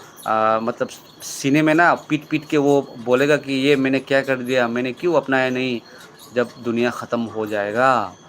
ये भविष्यवाणी दे रहा हूँ भाई आपको क्योंकि आपका जो डायलॉग है ना वो हिंदी का है सलमान खान का मैं भी डांसर था ऑल असम डांस कंपटीशन में फर्स्ट प्राइज़ मिला था और मैं भी वीडियो एल्बम का एक्टर था असम का पहला God bless you Maibam Devesh praise the Lord amen अदुगा दांसोआ लोआंग ओजा इसै हानगी अैगी नुपाना यू थकपदा यामना सावरंबनी ऐसे हाइबनिको सावरंबनी हौजिक्ति सावनिंगबा फाउद्रे जिसुगी अफब वपाव ताबदगी ओजाबु थागचरी है होय ओजा कइनो अखोइगी यीशु ख्रिस्ता मागी थौरांग लेरिबनी अदुना फत्तब तौबदो उदना तौब थबकसे ख्वाइदगी ईश्वरना कइनो तौइको ईश्वरना उदना तौब थबक फत्तब तौब पोट हुरानबा हाइबसे उहंदबनी मी अदु हायु अदोमना जू थकनु हाइना जू गावबा जू थकपदुदि मनम नमनी खंगनि नंग जू थकप्रा हाइबदो इस नंगिदी शैतान की थबक तौरेने नंग जू थबनी नंग पाप की तंग पाप चेलेने नंग हाइना हाइग्रेबा मनम नंबनिना खंगबनिना माना मयामदा मचिन थीरगा लाइबदुदि खंगदबनिना हाइबिद्रेबा जू थकपगा मचिन थीबगा करमबने हेना ईश्वरना करमबने हेना फत्तब ओइरंगबनी टेन कमांडमेंट की मनुंग यू थकनु पाप ताय है याउदे मी हाटकनुदी यावी मचिन थीगनुदी यावे अदुना ईश्वर दा हाइजबियु मंगोन मिसक तुदा नुसीबा ईश्वर की वाई हाइबियु अदुगा मथंदा तोखिबगी मतम अमा लाकनी तो अदुबु ईश्वर खंगगनी हाइजबस ईश्वर यीशु ख्रिस्त खंगदना थकपदुदी आई मदुगी दमक्तदि खंगजदे जूना दुम हाटकिबसु जाय जूना अयुंग सिनुंथांग पिथागा जूना फत्तबगी रोल लौरगा लौखिबा याय अदुबु यीशु ख्रिस्त थाजबा तारगदी हाइबा यूना फत्तबना मचिन थीबना खुदुम चनबा ngमरोयबा मथंदा तोखिनेबा तोकपगी मतमदो ngaibiyobा अदुगा यू थई हाइना मंगोंदा थी ngangbiradi नुपादो चर्च ईश्वर खुरमनिंगबगी वाखनसु लेररोयबा नोंगमा नुपा अमखक मयाम अखोइगी खुनसिदनी नुपादो अइनगा ईश्वर थाजद्रिङैगी ममांगदगी थाजरंबा अहन्नी हाइसे मासे जू खरगा थकपनी मपान थबक तौवे दो माना कई हैगेबो अइदी यू थई अदुना अइसे ईश्वर की मिटिंग दा फत्तब थबक तौई अदुना अइ चर्च दा कारोय ꯑꯩ ꯏꯁꯣꯔꯒꯤ ꯐꯠꯇꯕ ꯊꯕꯛ ꯇꯧꯔꯤ ꯌꯨ ꯊꯛꯄꯗꯨꯅ ꯐꯠꯇꯕ ꯊꯕꯛ ꯇꯧꯔꯤ ꯊꯥꯗꯣꯛꯄꯁꯨ ꯉꯝꯗꯕ ꯌꯨ ꯊꯛꯄꯗꯨꯅ ꯃꯥ ꯏꯁꯣꯔꯅ ꯁꯥꯎꯏ ꯍꯥꯏꯅ ꯃꯥ ꯆꯔꯆ ꯀꯥꯗ꯭ꯔꯦꯕ ꯑꯗꯨꯗꯤ ꯏꯁꯣꯔꯗꯒꯤ ꯂꯥꯞꯊꯣꯛꯏꯔꯥ ꯆꯔꯆ ꯀꯥꯗꯕ ꯍꯧꯔꯦ बाइबल पादब हौरे यू थई हाइदुना बाइबल पादब हौरे यीशु ख्रिस्ट से कनागुम अमन जू थग मांग नतीने यीशु ख्रिस्ट से असेंबनी असेंबदा मांगबन चंगब ngamde हाइ नुपादुना जू थकपगी मरमना चर्च कादब बाइबल सु पादब बाइबल पारदी जू थकपनिना ईश्वरना सावरकनी you थकपनिना Yeshu Christ खुरंब तारगदी ईश्वरना सावरकनी हाइना खनबदगी नोमगी ईश्वरदगी लापथोखरेबा फत्तबा मचानुपाना फत्तबा मचानुपानी हाइना खल्लोबको Mopa ममादगी लापथोकपदो Mopa ममाना पामगदरने मे ईश्वरनदी हाइरिबने अइना हाइरमि नोंग मचलगा ओजा यीशु ख्रिस्टना नंगबु याम नुंगसी नंगबु यीशु ख्रिस्टना चर्च लाओ यीशु ख्रिस्टबु थागलु hallelujah हाइदुना Hayu मचिन थीबा अकामपेट ngang नमजा नमथेकनबा मीगी moral थीबा मिगोंद थीना ngang अदो पापनी हाइना हाइबियु अदो पापनी ना हाइबियु अदो तौनु हाइना हाइबियु बको जू थकपा अमा हेक उबदा मंगोंद लोइना फत्तबा पुनमक थैजिनबा मचिन तपतांगे थीरे लाकपदुसु जू थकपदुगा नंग पापीनी हाइना हाइबिबा अदुदि चुमदेबा अइना हाइजरिबसे इपागी वाहिगी इपागी मतुंगिननी जू थकपा फत्ते हाइबसिदि मी पुनमकना हाइबनी जू थकपा फै हाइबसिबु करम्बा मीना हाइनगे को फै हाइबसु लೈ कनोदा अखोगी मयाम अइना ताजबा मतमदने अखोई इंडियन आर्मी दगा थबक तौबा मिसिंगसे मखोइदा यू से मखोइदा येले करिगिनो हाइबा मतमदने लिमिट थकपा तारगदी मसे एनर्जी फंगबा पांगल कलकपा अकीबा मांगखिबा ओइबको अदुना सुनी मयाम बाइबल दा यू ngauba हाइदो यू ngaugनु हाइबदो यू थकनु हाइददना यू ngaugनु हाइरिसे अदुगा सिगा वारी यामना लई मयाम सिगी मतंगददी नोंगा फजना इसिगी मतंगदा जूगी मतंगदा इ वपाव अमा सेमजरके अदुगी मतमदुदा मयाम ज्ञान ताबा ngamgani को अदुना कनागुम अमना यू थए हाइना मंगोंदा थीना ngangbiganu मचिन थीरबा अदुगा थीना ngangbියු अकामपेट nganगबा नंग पापकी थबक तौरे हाइबियु नमजा नमथेकनरबा नुपी नुपान मते मनाव लई लेना तो नुपा नुपी कोइनरबा नंग फत्तबा थबकनी नंग शैतानगी थबकनी हाइना हाइबियु को थागतचरी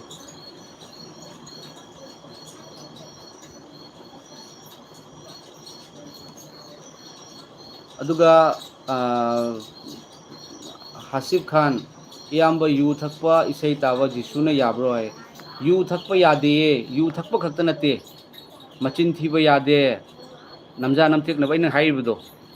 नमजा नमथेकनबा यादे अदुगागिदि फत्तबा ngang यादे मीगी मांगनबा तौबा यादे लमन खुंबा यादे नुपी अनि लोनबा यादे अदोमगी कनोददी नुपी लोनबगी सि यामना लई नत्रा हासिफ खान को अइदि दुम ताजबा मतमदा नुपी अहुम मरी बाउदा लोनबा लई अदुबु जिसुनदी नुपी अनि लोनबा यादे होय मफम कयाददी नुपी अनि लोनबा जाय लोनबा लई अदुबु जिसुना यादे जिसुना हाइबदी मते मनाव हाइबसे हक्चांग अनि ओइरे हक्चांग अनि ओइजरगसु थवाय अमतनी मरमदुना नुपाना मागी नुपीबु याम नुंसिगदौबनी नुपीना मारी बागी नुपादो ईश्वर अखोइना खुरमजबगुमना मागी मपुरबु खुरमजौ हाइको नुपी अनि लोनबा यादे अदुगा इसै ताबा याब्रा हाइना हाइबदो ओजा अखोइदि इसै तादे इसै सई गोस्पेल इसै हाइना लेबदो जा ताबिब्रा अखोइगी इसै लाइरिक हाइना सुम चावबा अमा लई यीशु ख्रिस्ट थागतचबगी जेहोवा इपा थागतचबगी थवाय असेंगबा पवित्र आत्मा होली स्पिरिट थागतचबगी इसै अखोइ मतम चुपदा साग लई ताबा खक्ता नतेको ताजै हालेलुया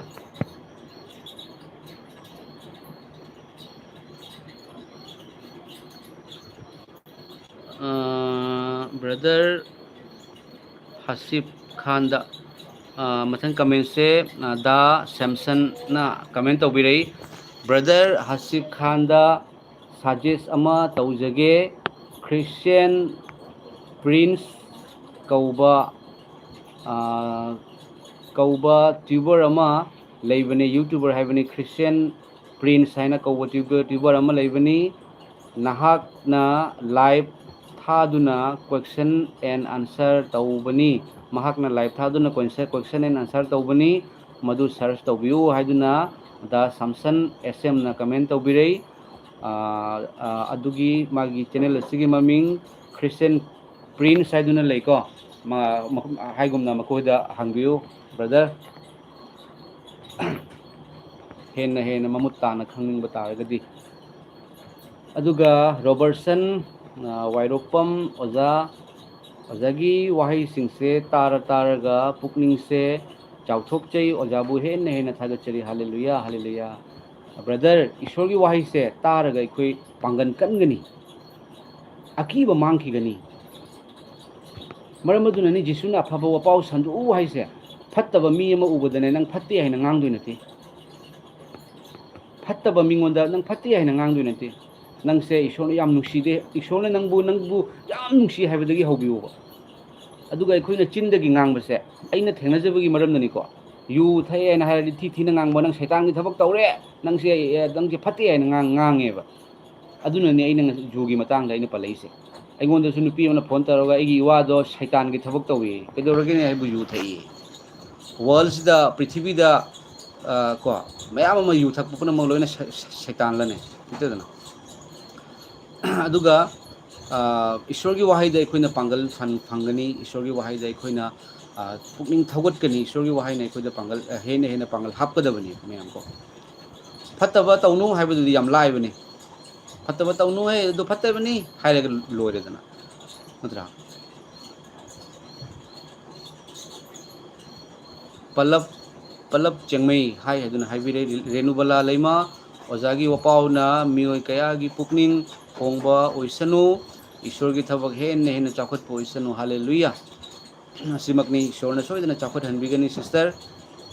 थाजब याबा कोकपीबा ngamba मराल थीदबा इचानुपा इचानुपी हाइना कौबा अखोइना सोइ मखै नुसीबा हेन हेन नुसीबा जिसु ख्रिस्टना मैम यंगबिउ ख्वाइदगी हेन वाबा मतम क्रॉसदा मखुत्दा मखोंदा योपी थारक्तना मकोंदा तिखंग उपसलक्तना मनगंदा दाफम नाइना सदोंग मतुम मतुम लौथोगा क्रॉसदा यालकपा मतमदा ख्वाइदगी नुसीबा वाहाई हाइकी करी हाइकी इपा मैखोइगी मराल कोकपिउ यंगु मैखोइना एंगोंदा तौरिबसे अहि कनानो खंगजदबगिनी इपा मैखोइबु ngakpiu नुसीद्रा फत्तबा मीदो योपीना जैरिबदो करेम कथाई नरिबदो अदुगा नुसीखिबा मैम अदुना नुसीबगी वाही से अखोइ हाइमिनसी मी हातोकपदि लाइबनी कनबीबदि लुबनी हुजिक मी हातनबगी दमकता बोम टॉप कया कया मिसाइल कया हंदक खरनी हंदक की नुमोनिनि ममांगदसु ड्रोन बोम थाददना तविदो मी हातोकपदि लाइद्रा मी अमतंग असीबा मीदो अमतंग हायो मी हालेबदुदा नंग कल्लू लुपा करोड़म पीगे ngamaroy सी लोइरदि ngamdre डॉक्टर नसु हाइरने I am sorry he is no more हाइरगनी को अदुनी मैम ईश्वरगी वाही से पाथोक्सरकेको नैखोइगी जोहान पंदुप तरा मरी पद अमदगी हौरगा पद मरी नैखोइगी थमोइ लांगतक नहनगनु नैखोइना अइबुसु थाजौ इपाबुसु थाजौ नैखोइना ईश्वरबु थाजौ अइबुसु थाजौ हाइबदि जिसुना हाइबनी इपा जिसुना नैखोइना अइबुसु थाजौ जिसु ख्रिस्तबु थाजौ अदुगा ईश्वरबुसु थाजौ मैम सिगे मनुंगदा लेरिबा अतोप्पा वाही से खंगु नैखोइना ईश्वरबु थाजौ अइबु थाजगनु हाइबा याइबा हाइब्रा हाइदि नैखोइना अइबुसु थाजौ ईश्वरबुसु थाजौ हाइरे असिगा यीशु ख्रिस्तना ताइसे करिगिनो इपादुगा ईश्वरदुगा अइगा अमतनी हाइना ताकपनेबा आमेन हालेलुया नैखोइना ईश्वरबु थाजौ अइबुसु थाजौ अइगी इपागी युमदा लैफम यामना लई है हालेलुया हेवनदा लैफम यामना लई है मैम अइगी इपागी युमदा लैफम यामना लई कमेंट खतंग पाथोक्सरके मैम मचिन थीबगी सक्थु हाइना कमेंट अमा लाए कंगलई मैतै नोंसा हाइदुना हाइबिरे ब्रदर ना सक्थु हाइना एंगोंदा हाइबिरे से अइना ब्रदर द करी लानबगिनो ब्रदर ने एंगोंदा सक्थु हाइना हाइबिरे से अइना ब्रदर द करी फत्तबा ngangi अइना तौरिसे करम्बा यादबा करम्बा करी यादबा करम्बा मचिन थीबा कामपेट ngangbagi damakta ब्रदर ना ngangaibana सक्थु हाइबसे अदुगी वाहिदो अखोइदि हाइदे जिसु ख्रिस्टना हाइरमी मतम अमदा यादे अदुना कमेंट थाबा मतमदा पंथादा थाबा याय हाइदुना थाबिगनु अइना तौरिबसे धर्मना यादबा आइनना यादबा लोना यादबा थबक नते आई क्रिश्चियन चंगो हाइदुना हाइबा नते अइगी थवाई कनबीबा अइगोंदा थोकपिरकपा इपागी थौगल तौजबदा नंगना सक्थु हाइना हाइगोंदा हाइगदबगी अर्थ करिगिनो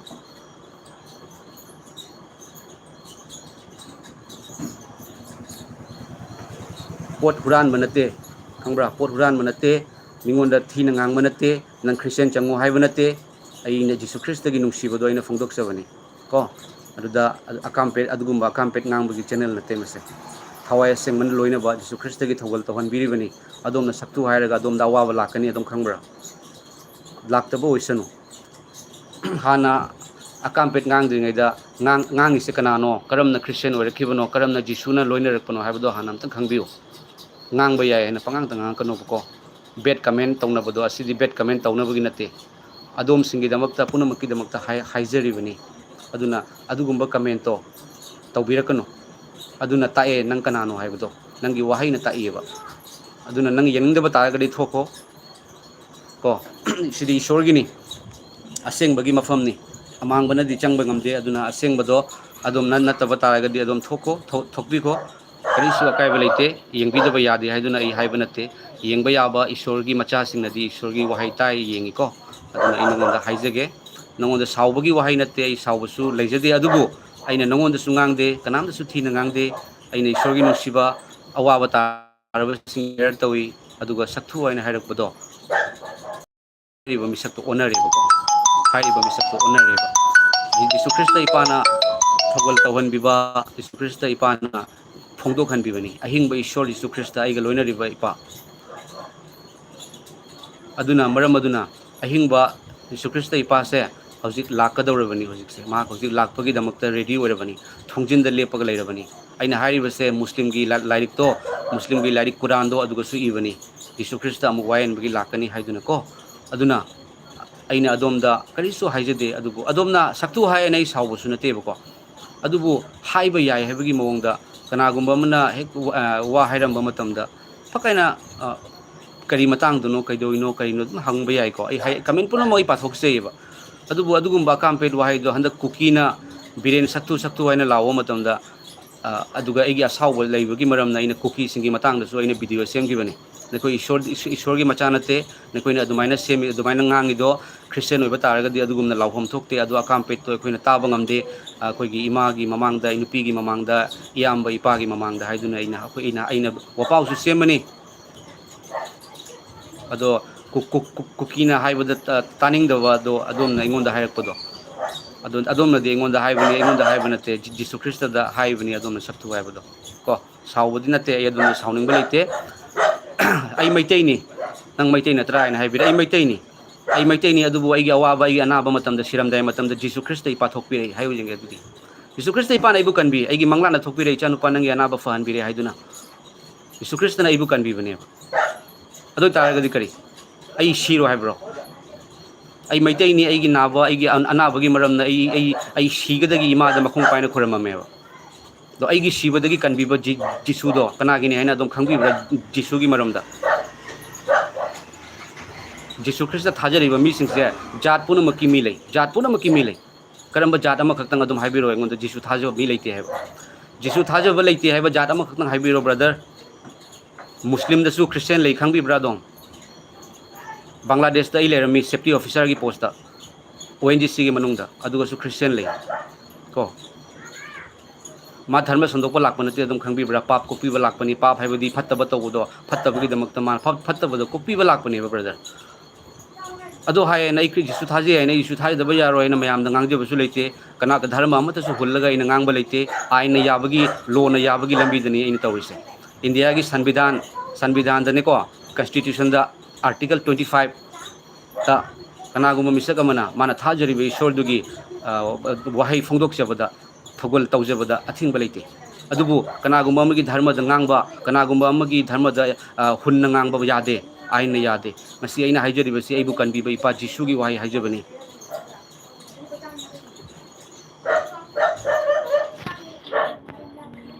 हालेलुया मैम चिलनाउ जीसु ख्रिस्ट थाजरिबा चिलनाउ चेचल सिंग अखोइ जीसु ख्रिस्ट इपा लाकपगी मतमनि अखोइ थौना हापचरिको अखोइ थौना लेबियु मीगी मपोट हुरा लुरगदी अखोइ इकाइगदबनी आई लोटकदबनी अदुबु अहिंग ईश्वर मसी अखोइना चही मसिंग थीरिबा 2024 हाइबसी इपा जीसुना पोखिबगी मतमदगिनी माना इंगोंदा इचानुपा हाइना कौबी आइगी मंगलाना थोलगा इचानुपा नंगी हानगी अनाबा फहनबिरे हाइदुना हाइबी आइगी इचानुपागी मंगसमदा भूत उरे हाइदुना मखनाउदा दाग ताबा मतमदा जिसु खुरंबदगी फकी आइगी किडनी दा नुंग लेबा किडनी दा नुंग लेबा डॉक्टर ना ऑपरेशन नतरी यारो हाइबदो इपा बु खुरंजबदगी इपा नंग नैगी दमक्तसु दाखफम नायना लौकिबनी को आइना खुरंबदगी आइगी किडनी दा नुंग लेबा फकी करिगिनो से माक अहिंग ईश्वर नि खंगब्रा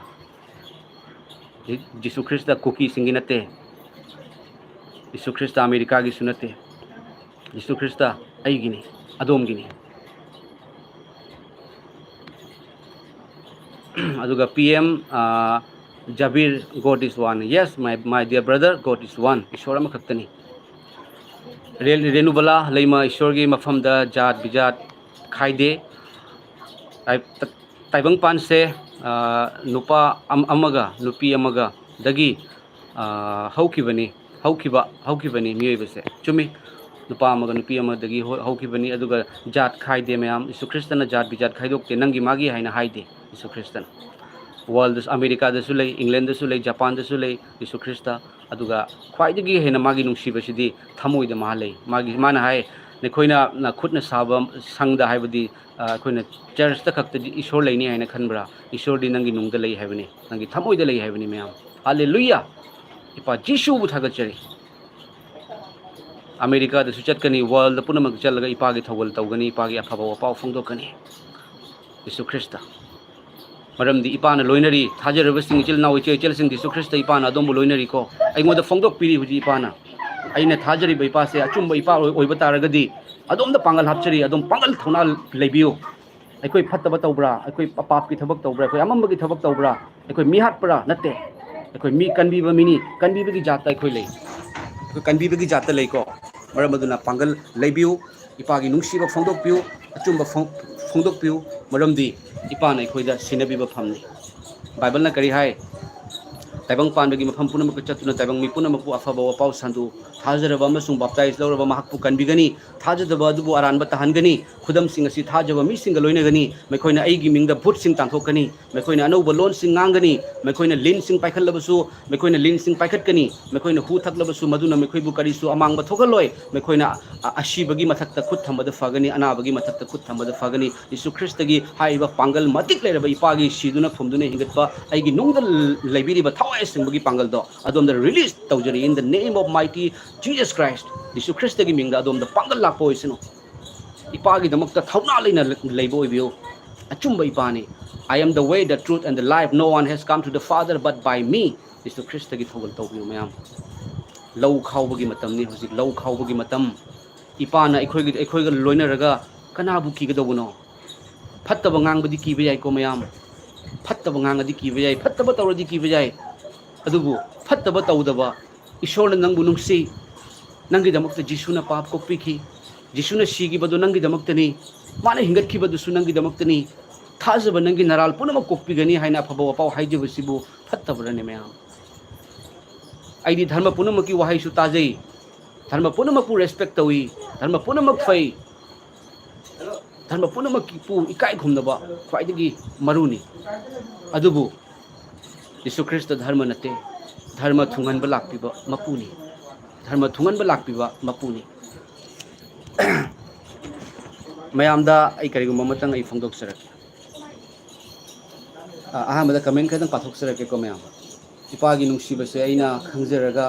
आई पास्टर सुनते आई फमसु पाइदे क्रिश्चियन की पैसासु फंगदे मीनसु पैसा पिरक्ते अदुबु अइना इपागी थोगल तौजबसदी इपाना अइगी नुंगदा फोंदोक पिबगी मरमननी अइना प्रेयर तौबदा फबगी मरमदी इपाना नुंसीबना यावबिबगी मरमननी अदुबु इपाना पुनमकु नुंसी कनाबुसु इपाना मिराइदे आई इसामक पास्टर फुरम्बा मिनी अहिंग संग क्रिश्चियन यादबगी मरमना यीशु ख्रिस्टना अइगोंदा उथोकपिरक्पा मतमदा आई लैबा ngamखिदे चटपा ngamखिदे इमादा मखोंग पाइरगा फुरम्बमी हाइरिबा जिसु कनानो हाइबदो अइगोंदा खंगलखि अमसुंग यीशु Christ ईश्वरगी चैदा मखोन थोक्तबनी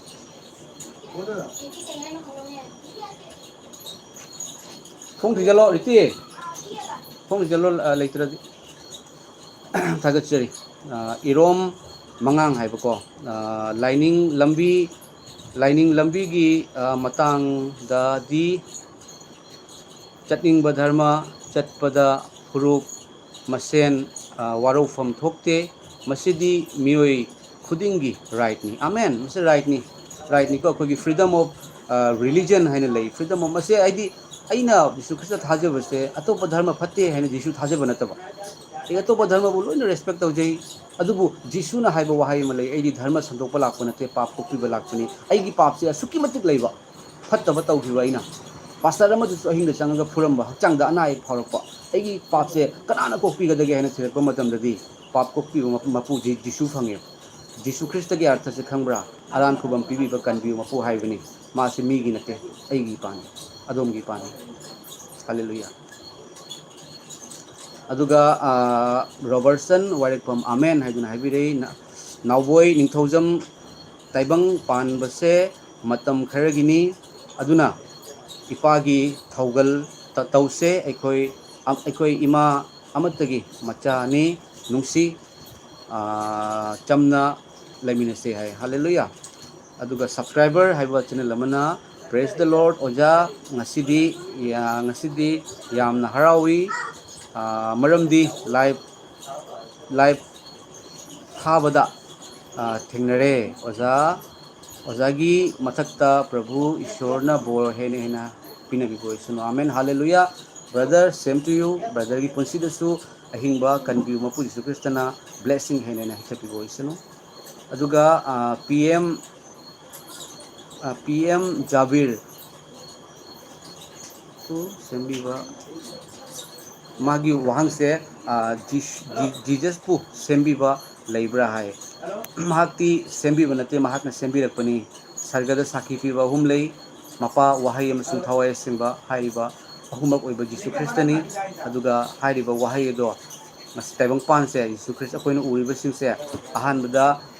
wahai adu lerami wahai adu ishoga leminarami amasung wahai adu taibang pan bada sayo lei haiduna hai maram aduna haiba wahai adu jisu kristani si akoina leiba mafam se jisu krist pagi thauchal ni pagi blessing lamalu maringbam ozai gi family gi damakta haije bio hai hallelujah soidana haijege mayam ipagi nungsibana asuki matik ipana akhoi buluna tawbibagi maramna akhoi gi iral thidabagi maramna yam thagachai ipagi nungsibani aduga mayam ngasai gi do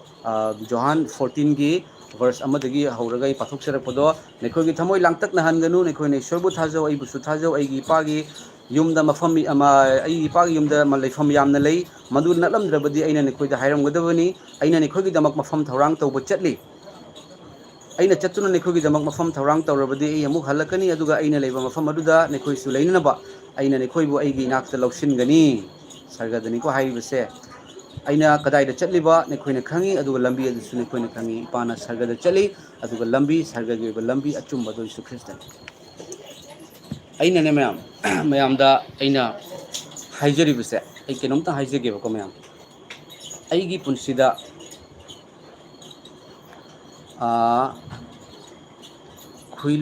khuiluili paumai oza youth ki damakta su haijabiyo hai hallelujah oza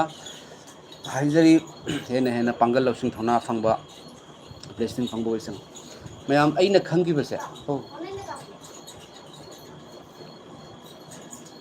online da ka pera lupa kaya lagno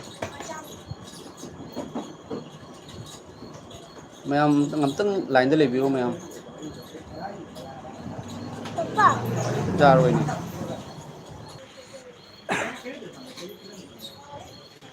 amu bagi rang amu kapi ko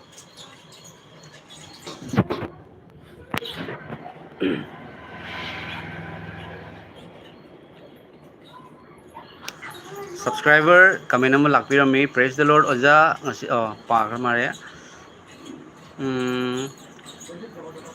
ai se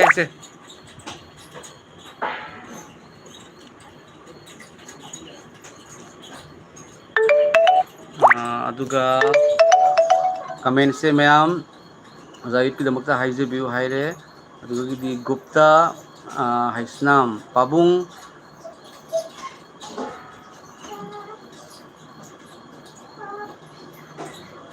thagachari mayam aigi punsigi wari se mayam da haidok sarake madudi mayam aina prabhu jisu krista thajakiba matang se aina thajakiba amasung aina khangjakiba matamda ko suki matik mayam aingonda haibadi kauba ngamdaba adum phawraga leiba aduga ipa jisu krista se gi damakta di thawai ni haina thawai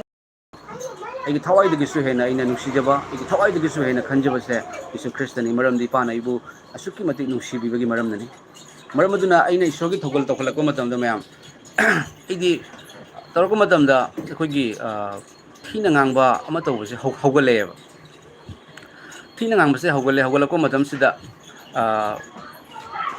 ꯑꯩꯉꯣꯟꯗ ꯑꯩꯈꯣꯏꯒꯤ ꯃꯥꯃꯣ ꯑꯃꯒꯤ ꯋꯥꯔꯤꯗ ꯃꯌꯥꯝꯗꯁꯨ ꯍꯥꯏꯖꯈ꯭ꯔꯕꯅꯤ ꯃꯥꯃꯣ ꯑꯃꯅ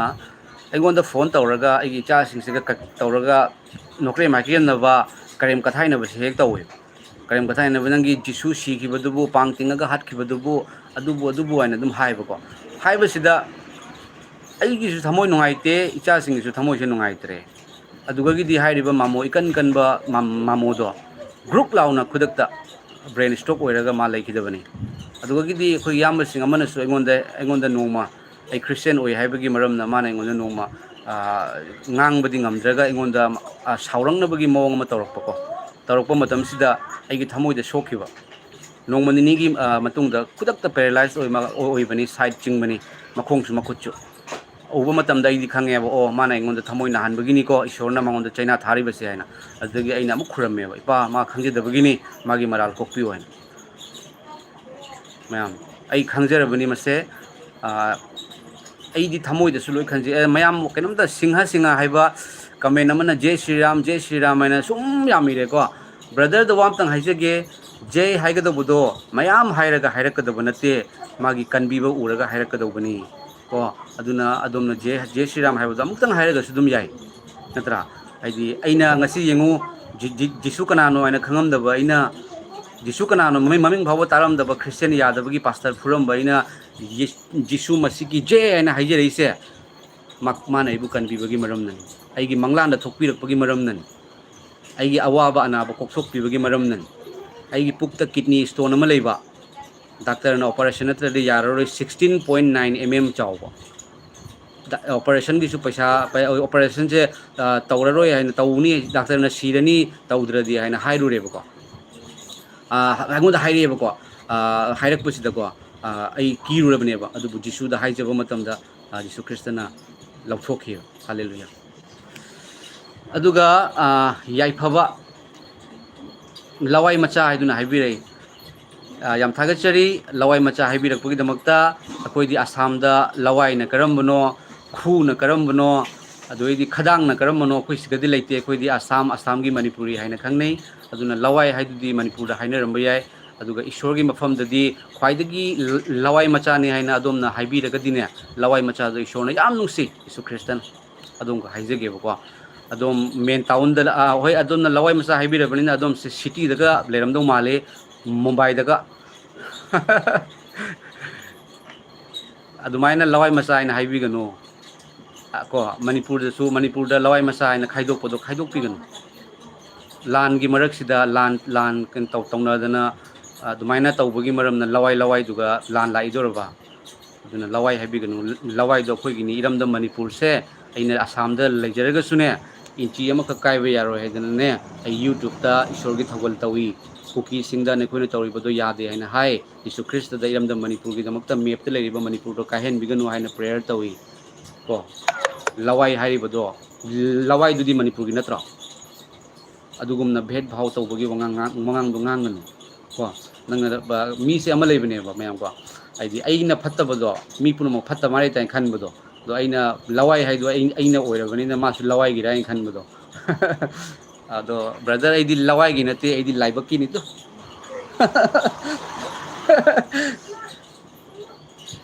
ꯂꯋꯥꯏ ꯍꯥꯏꯔꯒ ꯁꯥꯎꯅꯤꯡꯕꯗꯤ ꯂꯥꯏ ꯑꯩꯅ ꯍꯦꯟꯅ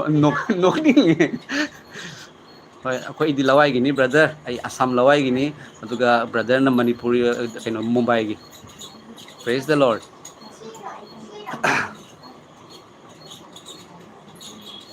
ꯑꯣ ꯌꯥꯏꯐꯕ ꯍꯥꯏꯔꯤꯕ ꯕ꯭ꯔꯗꯔꯁꯤꯅ ꯁꯣꯔꯤ ꯍꯥꯏꯅ ꯑꯃꯨꯛ ꯏꯔꯝꯃꯦ ꯊꯥꯒꯠꯆꯔꯤ ꯕ꯭ꯔꯗꯔꯅ ꯂꯋꯥꯏ ꯃꯆꯥ ꯍꯥꯏꯔꯝꯃꯒ ꯁꯣꯔꯤ ꯍꯥꯏꯅ ꯍꯥꯏꯕꯤꯔꯛꯄꯒꯤꯗꯃꯛꯇ ꯕ꯭ꯔꯗꯔ ꯏꯁꯣꯔꯅ ꯑꯗꯣꯝꯕꯨ ꯀꯟꯕꯤꯕ ꯑꯣꯏꯁꯅꯨ ꯏꯁꯣꯔꯅ ꯑꯗꯣꯝꯕꯨ ꯌꯥꯝ ꯅꯨꯡꯁꯤ ꯏꯁꯣꯔꯅ ꯑꯗꯣꯝꯕꯨ ꯃꯇꯝ ꯆꯨꯞꯄꯗ ꯂꯣꯏꯅꯕꯤꯕ ꯑꯣꯏꯁꯅꯨ ꯑꯗꯣꯝꯒꯤ ꯏꯔꯥꯜꯁꯤꯡ ꯀꯣꯛꯄꯤꯕ ꯑꯣꯏꯁꯅꯨ ꯌꯤꯁꯨ ꯈ꯭ꯔꯤꯁꯇꯅ ꯑꯗꯣꯝꯕꯨ ꯌꯥꯝ ꯅꯨꯡꯁꯤ ꯍꯥꯏꯕꯁꯦ ꯂꯣꯏꯅꯕꯤꯕ ꯑꯣꯏꯁꯅꯨ ꯊꯥꯒꯠꯆꯔꯤ ꯑꯗꯨꯒ ꯀꯃꯦꯟꯁꯦ ꯃꯌꯥꯝ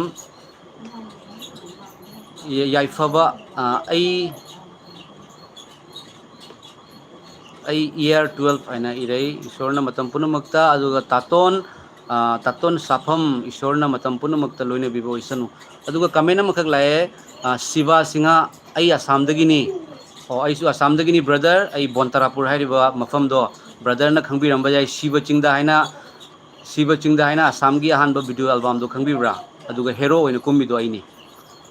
शिव चिंगदा है यूट्यूब टाइप तौबियो शिव चिंगदा है कसार की अहानब वीडियो एल्बम आसाम की पुथोकीबदो हेरो कुमीब नुपादो all Assam dance competition first prize फंगिब नुपादो को क्रिश्चियन यारमदब पास्टर फुरम मीनी जीशुन ममांग थोपीरपगी मरमना थमोइद वांगांगीबगी मरमना मंगलाना थोपीरपगी मरमना जीशुन नंबु नुंसी अमसुंग वारब चोक्थरब क्रिश्चियन कयागीदमक्तसु क्रिश्चियन दी कौबा अदुबु नौना पोक्तबसिंगीदमक्ता प्रेयर तौबनी लाइफ थाबनी मरमदी पुंसी जीशुना ममल पीदुना लैख्रे जीशुगी इना हालेलुया मैम लोइसिंजरगे लाइफ से लोइसिंजरगे मैम मतंग असिदा लोइसिंजरगे मैम गिदमक्ता प्रेयर तौजरके थाजरबा चिलनाव चेचल सिंह इमा पाबुंग सिंह ईश्वरदा थाजबियु जीसु ख्रिस्ता अदोमगी नाक्ता लई अदोमबु लोइनरी अदोमदा यंगबिरी नुंसिना अदोमदा कौबिरी हैबसे अदोम खंगबियु अदोमगी इराल अदोमगी पाप अदोमगी पुनमक इपाना लौख्रबनी अदोम थाजबियु अदुगा अदोमगी हक्चांगदा करिगुंबा अनाबा अयेकपा अकीबा प्रॉब्लम सिंग लेब तारगदी आई इपागी मिंगदा प्रेयर तौजरके अदोमगी अनाबा पुनमक थोकीगनी अदोम थाजबियु को जीसु ख्रिस्ता महाकना हायबा इंगोंदा जीसु ख्रिस्ताना हाइबिरमी मदुदी प्रेयर तौ थाजबसिंगीदमक्ता पुकनिंग हंथाख्रबसिंगीदमक्ता हाइजौ वारबा चोक्थरबा पोलुम पुबसिंगीदमक्ता हाइजौ हाइदुना हाइबिरै आई हाइजगे मैम अइना फहनगदब नत्ते आइदी मिचमनी अदुबु जीसुना फहनगनी अदो मिल सनबियु थाजरबसिंग थाजबन फगदबनी अदोमगी कईगुंबा हक्चांगदा अनाबा एकपा लैब तारगसु हाइबा नारिबा मफमदो अदुगा अदोम खुद थंबियु आई हाइजरके सिदुना फुमदुना हिंगतपा नाजरत की जीसुगी मिंगदा वर्ल्ड पृथ्वी पुनमक्ता ख्वाइदगी मिसिंग याम्बा मीना निंगनरिबा जीसुगी मिंगदा पृथ्वी की मफम पुनमक्ता ख्वाइदगी मिसिंग याम्बा मीना पानरिबा होली बाइबल की मिंगलेंदा प्रेयर तौजरके थागचरी इपा ईश्वर हालेलुया कनबियु मपु अल्फा अमसुंग ओमेगा मपा मचा नुपा अमसुंग थावाय सिंगबा ओइरिबा ओइरंबा अमसुंग लाकदबा इंगम ngam मपु इपा नाहकु थागचरी इपा मसिगी फजरबा नुमिता इपा नखैबु लोइने बिबगी दमक थागचरी इपा नाहक नाइबु नुंसी इपा नाहक नाइबु कनबिख्रे इपा नाहक ना अहिंगबनी नाहक ना इगी दमक लई इपा ईश्वर इपा हाइदुना फोंदोक बिबगी दमक थागचरी थाजरबा पुनमक्ता पांगल हापचरी इपा ईश्वर इपागी मचानी इपा ईश्वर खोगी मतम चुपदा लोइने बिबु इपागी स्वर्गदूत सिंग थादुना थाजरबा पुनमक पुंगाकपि सेंदु इपा ईश्वर इपा ना हाय इपागी ममिंगदी इमानुएल अखोग लोइनेबा मपुनी इपा ईश्वर थागचरी इपा ने अखोग मतम चुपद लोइनेबी मिकुप अमा फाव थादोक बिरो इपा थागचरी इपा ईश्वर मसिगी लाइब सिबु यंगबिरिबा इपा द ngaजबा इपा द यंगजबा हाइरिबा चिलनाव इचे चलिमा पाबुंग सिंगी हक्चांगदा अनाबा एकपा किबा लांगतकनबा अमंबगी पांगल हेकापना चिंब लेरंबा तारगसु इपा ईश्वर जेहोबा इपा नाहकी नचानुपा जीशुगी मिंग थुगाइजरी अनाबदो किडनी की स्टोन जीशुगी मिंग थुगाइजरी लिवर की अनाब फैटी लिवर सिरोसिस जीशुगी मिंग फहंजरी इपा ईश्वर ब्रेन डैमेज ओरबा जीशुगी मिंग हीलिंग पिजरी कैंसर की अनाब जीशुगी मिंग हीलिंग पिजरी एड्स की अनाब जीशुगी मिंग हीलिंग ओइबो ओइसनु इपा ईश्वर नाहकी नचानुपा जीशुगी मिंग अनाब फबो ओइसनु ख्वांग नाबगी अनाब पुक थिनबगी अनाब अदुगदी चटपा ngam Anab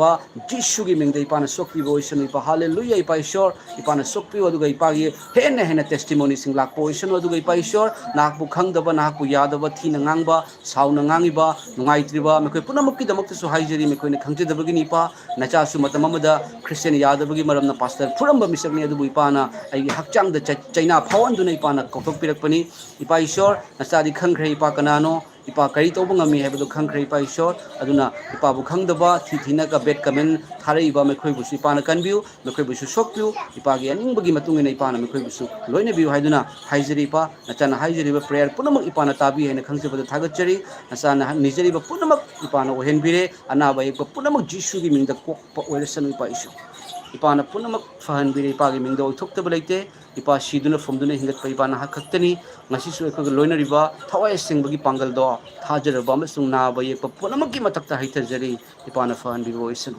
Raju Takhelambam nahaki anabado nahaki liver da saba nahaki anabado Jisuna Fondok Piri nangi anabado Jisuna Mikup Sidagi Lautok Krani Jisuna Nambu nangi anabado Jisuna Lautok Krani Jisugi Ming nangi anabado Pongfa Fabo Resano Raju Takhelambam Agi Wakal the Fawan Bire Paishona nangi anabado Maru Fang Jisuna Lautok Krani Amen Hallelujah Hiduna Adum Lausin View Ishobu Hinan Tagat View Tagat Charipa prayer Sipa Nahaki the Sanupa Jisugi Ming the Taujavani Sargata Nipana Chingat View Hallelujah Prabhu Jisugi Ming the Amen Amen Praise the Lord, ma'am. Thagachari, matang asida losinjirage. Tabiriba, yungbiriba punamapu ishona sakpi boisano. Adom gi prayer ina ishoda haije kibodo. Adom da kari changes lai, kari ahongba lai, ana ek fahamina chingbal lairagasu. Adom da hariba live ase ina thajar pamatam da sigi comment da fungdok piramo. Ishona punamapu sakpi gani. Aingon da ipana fungdok pibagi maram nani. Ishona punamapu nungsi. Hallelujah. Yesu Kristo gi mingda. Amen. Thagachari ma'am. Matang asida gi live se losinjirage. Ishona punamapu tek takai na thambi boisano aduga. Iramdam Manipur tek takai na thambi boisano. Iramdam Manipur gi lam machet ama phawa phattavana munba ngamda boisano. Iramdam Manipur da yauriba map adu imalaiba kanglaipak imana yaifa boisano. Iramdam Manipur gi damakta haijari agi pa Yesu Kristo da thajaraba singsu haijaminasi. Ekoi gi pa dia faba ipani khaidok taba ipani punsin ba ipani. Thagachari. Hallelujah. Prabhu Jishu gi mingda iram da Manipur da ingtha chikthaba lakpo isanu iram da Manipur da harau te amba lakpo isanu relief kem da leiriba ima pabung iche ichil naw sing mekoi yum da amuk halanba yabagi ipa gi thaurang lakpo isanu yum mai tha gi ba singdo nauna yum sahan bi bo isanu ipa isoi thaurang dagi aduga anauba pangal anauba blessing Yesu Christ gi thaujan na yombi ba hairiba blessing ado iram da Manipur da lakpo isanu thajaraba punamak ki pangal punamak ta isona thawai hakchang punging wakhal haithabi bo isanu Hallelujah. Thagachari, matang asida losinjirage. God bless you all in holy name of Lord Jesus Christ. Yesu Christ ge sangthoiraba mingda yaifa mangol pizari. God bless you all, my dear friend. Shorna dom bu yam nusi ko. Matung da muk unarasi. Mayam comment tawbiramo in live se hujik upload hapserage YouTube da comment tawbiramo aduga dom gi hakchang da kari fawe hebado phongdok piramo. Prabhu Jishu loine biboisan. Amen.